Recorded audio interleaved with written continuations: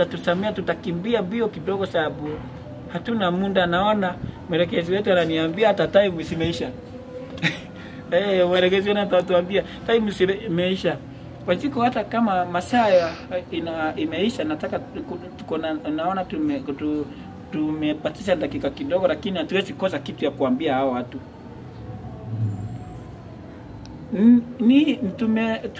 Tulikuwa tunasema Wanjiko pale hapo katika mambo ya Biblia, tukasema huyu ni mwili wa Kristo ambao tuko nayo, na mkono iwezi sema mimi mimi si wa mwili, mimi ni special sababu ni mimi nashikanga. Wanjiko ni mimi nashikanga, lakini inasahau ndio niende kushika ile kikombe iko pale, lazima miguu itumike kwenda mahali pale. Lakini inasahau mpaka ndio niweze kutoa miguu itembea kwenda mahali pale kwa kikombe. Macho itakuwa imefunga, macho itakuwa imefungua ndio iweze kwenda kushika kikombe. Tumeelewana hapo? Kwa hivyo lazima isikue kitu moja. Nikiongea hivyo, Wanjiko hizi nyumba tunazoishi saa hii imekuwa kuna wale watu watu wakubwa na wadogo, na mwenye alisema ati mwanaume ndio ati shingo kichwa ni kichwa. Mwenye alisema mwanaume ndio kichwa, ati sasa hapo naona alikosea Wanjiko kidogo. Sababu hiyo yote nafikiria ni mwili mmoja. Hakuna vile kichwa inaweza kaa bila shingo. Na hakuna vile shingo inaweza kaa bila mwili nyingine. Kwa hivyo hata itakaa ni kama daimono. Nitaiita hivyo.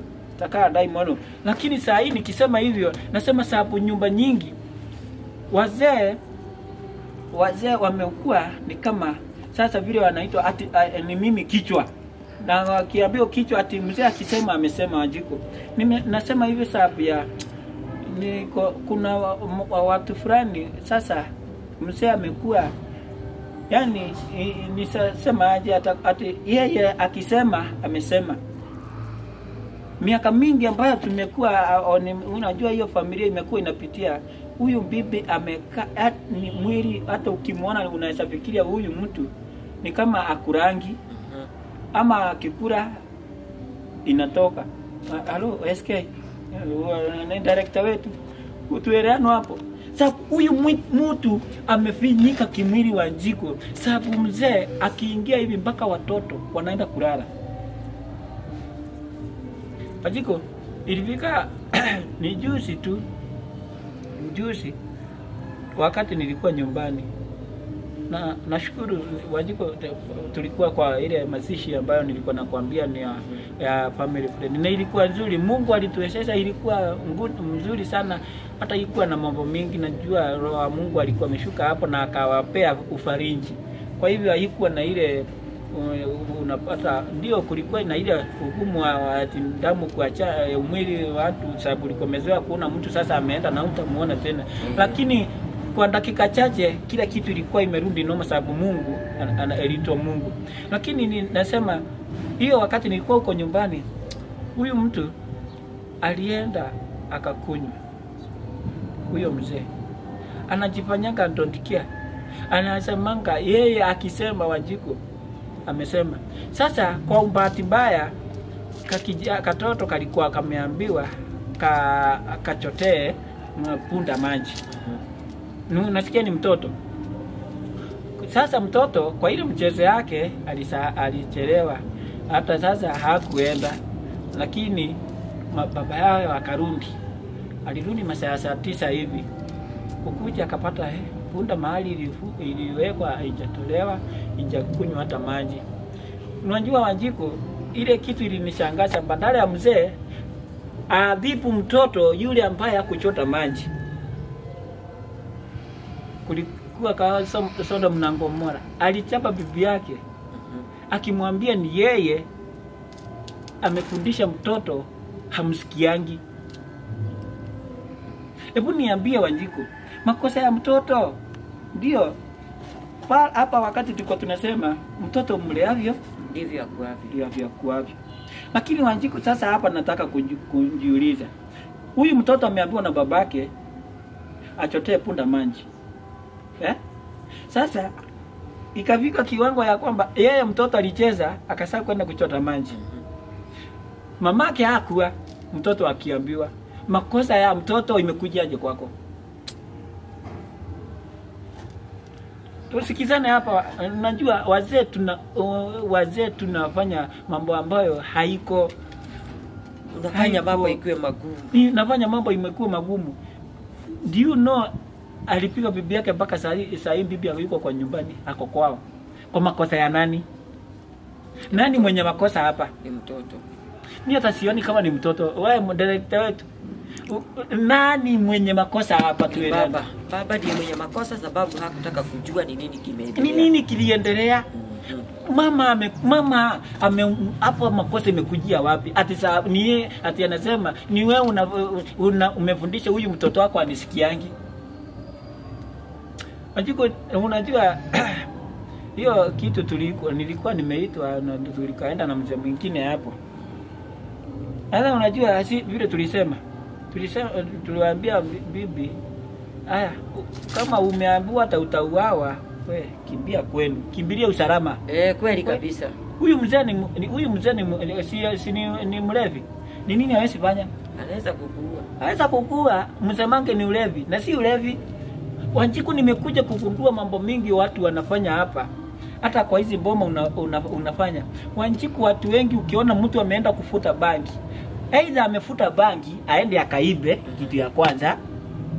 Amefuta bangi akunja ili aweze kufisi mama yake, kumtukana vile anataka, hiyo ni ya pili.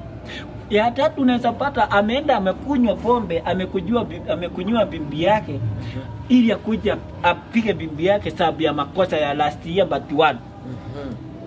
Kwa hivyo najuanga kila kitu watu wanafanyanga. Hata huyo bwana alikunywa sababu labda makosa hata haikuwa hapa kwa mtoto. Hata makosa ya kupikwa kwa huyu bibi haikuwa hapa. Tumeelewana hapa. Labda kuna makosa hapa ilikuwa imekosa kuelewana pale hapo juzi hapo alikuwa umetofautiana, lakini akashindwa kumpiga hiyo wakati sababu alikuwa nomo. Akiona akiwa abnormal ndio atafanya kazi, atampiga. Sasa ilipitia kwa njia ya mtoto. Ati wewe ni wewe umemfanya mtoto, ati ni wewe umefundisha mtoto asinisikie. Hiyo ni kusema namna gani? Bibi amefanya nini mtoto? Wewe umechangia nini katika huyu mtoto kukosa kusikia Wanjiku? Huyu bwana amefanya nini? Tulimwambia sasa ikifika hapa sababu acha tuseme si mara ya kwanza ama ya pili, hiyo kipindi imekuwa hapo sababu ni neighbor yangu hapo. Tuliambia bibi we enda, lakini kama utarudi ikuwe katika sheria. Wanjiku, unajua tunasemanga na Kikuyu Wanjiku, wamushioka nigore ya mundu wamushioka mwelekezi wetu na Kikuyu wamushioka nigore ya mundu. Yani wewe ukirudi bila kuangalia ni nini unafanya na urudi tu, inakuja inakumaliza. Na ndio inafanya maliza nyumba nyingi Wanjiku kabisa. Unapata watu walikuwa mmekosana kabisa, unapata lakini wewe umekuja umepewa maneno matamu, umejirudisha. Hebu nikwambie, ukitaka kushika kuku unafanyanga nini? Nairushianga mahindi. Unarusha mahindi, alafu ikukaribia kisu, mnajipeleka pale katika mtego wa kung'olewa shingo wako na kuuawa bila wewe kujua. Ni vizuri hata kama utarudi, fuata sheria Wanjiku. Nilienda nikamwambia ndio kurudi utarudi. Lakini kama utarudi, enda pale kuna chief ama kuna polisi. Enda muandikiane Wanjiku. Huyu mtu mimi ameniambia ataniua, na ndio sababu nilikuwa nimekimbilia usalama wangu. Na sababu anataka nirudi kwake ati ili niendelee na kulea watoto, tuandikiane. Mimi kama atakuja na vita tena, nikuje niripoti ama nitoke kwetu nitokane na yeye kabisa. Lakini akikuja akiniua nitafanya nini? Kwa hivyo ni ile tunafanya ni umwambie yeye mwenyewe, nikisikia kuna vita ama kitu itendekea huyu, hata kama ni wapi, tutajua ni wewe. Ndio huyu mtu aweze kukaa na ile njia inastahili, sababu asiyefunzwa na mamaye Kufunzwa na ulimwengu. Kwa hivyo ni vizuri huyu mtu kama tumemwongelesha ameshindikana. Nimewambia ni family friend. Tumemwongelesha ameshindikana, si wacha ashikiliwe na serikali. Tumeelewana. Kwa hivyo ni vizuri tuweze kujua society yetu tunaijenga namna gani. Wewe mzee, ndio sio tu hiyo nyumba. Nyumba mingi ziko hivyo. Ziko hivyo. Vita, watoto ati Wanjiko unajua si ati unasikia mtoto baba ameingia, wote wanaenda kulala. What kind of a woman ile baridi umeweka watoto. Si ukue karibu na watoto. Mnaongea, mnasemeshana na watoto wako. Hata ujuage watoto. Hata unasheka na watoto wako. Imagine Wanjiko, wao watoto wanasikia baba amekuja wote. Yaani wewe sema hiyo mboma iko na mtoto. Useme ukweli wa Mungu. Huwezi sema kuna mtoto au kuna watoto. Wote wameweka baridi. Bibi akisikia amekuja.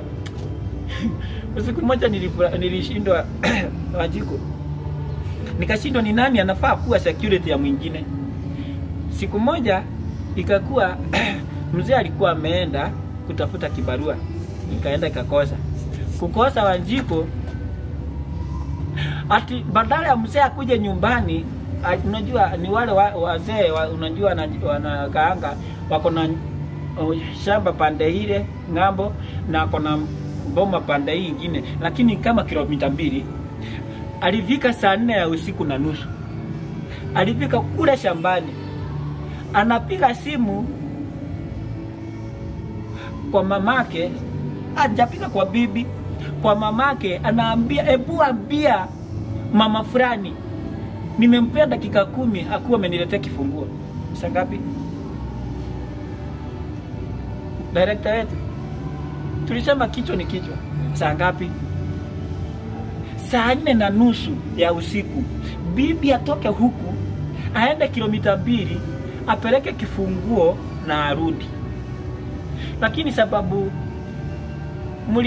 mlifanya mabibi zenu ni slaves wanaitangwa nini na kinini? Slaves. Wanaitangwa nini na Kiswahili? Sio slaves, slaves na Kiswahili. Director wetu watumwa. Mlifanya mabibi ni watumwa. Ati huyo bibi alitoka Wanjiko. Si nimekuambia ni namba yetu. Imagine alitoka akaenda mpaka huko kupeleka kifunguo. Unasikia ni kilomita ngapi? 2. Wanjiko alikuwa amepewa dakika ngapi? Ngapi director? 10. Kufika pale dakika 10 zilikuwa zimeisha. Unajua ilikuwa vita. Tukajiuliza.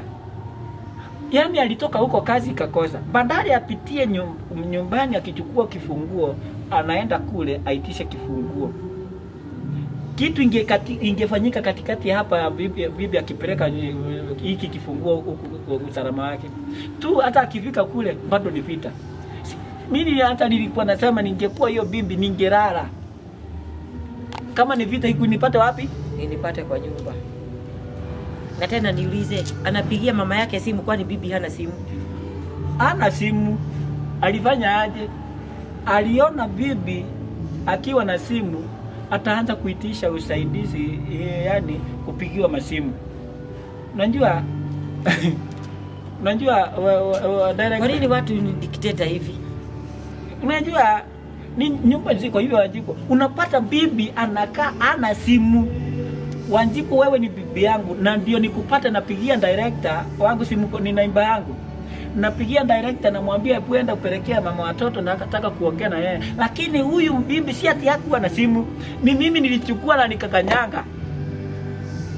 Ati ili asipigiwe na director kumuuliza hai mama Joki uko wapi? Na labda ni biashara anaitiwa. Nyinyi wazee kwani siku hizi kuna watu kama hao? Yaka. Ati wa siku hizi tembea uone. Wanjiko unajua labda unakaanga pale unafikiria tembea ujue si mama hapa tu anajua kupika yenye iko chumvi nzuri. Wakati umeisha wa hiyo nini utawala. Wanjiko wa utawala huo uishi.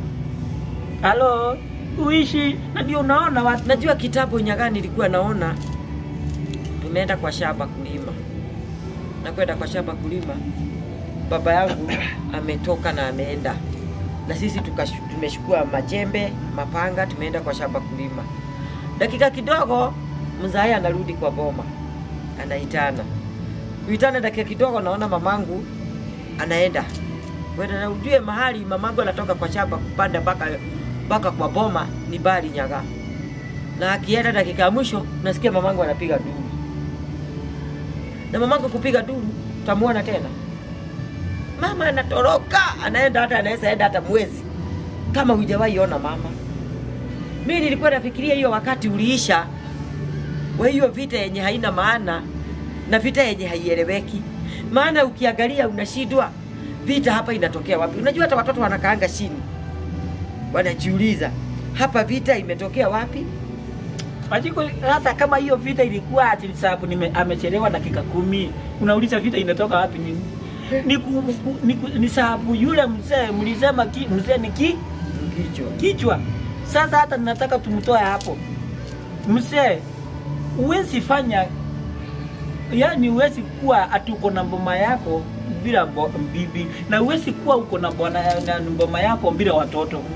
Hizo ni vitu tatu na ni mwili moja. Tumesoma mambo ya mwili moja. Hii vile inafanyanga kazi.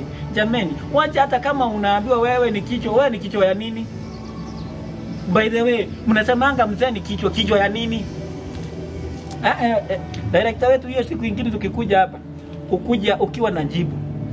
Wewe director wetu, wewe si wewe ni mzee.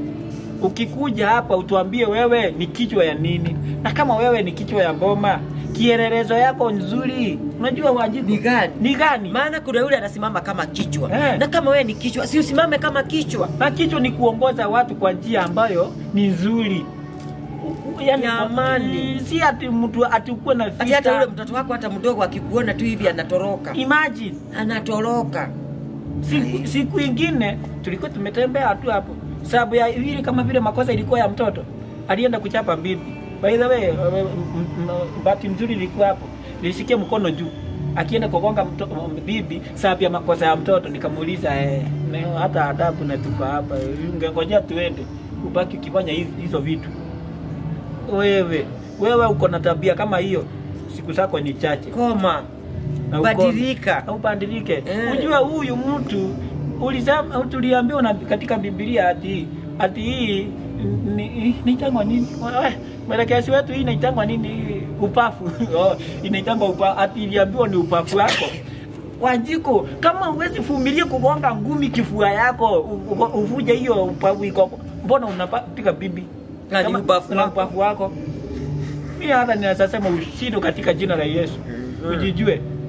Jua wewe ni nani. Jua wewe ni boma. Hata kama umeambiwa ni wewe ni kichwa, ndio wewe simama kama kichwa. Wewe ni kichwa ya boma. Boma ni wewe, sababu unaambiwa ni wewe kichwa, sababu ni wewe ulileta bibi katika ile boma.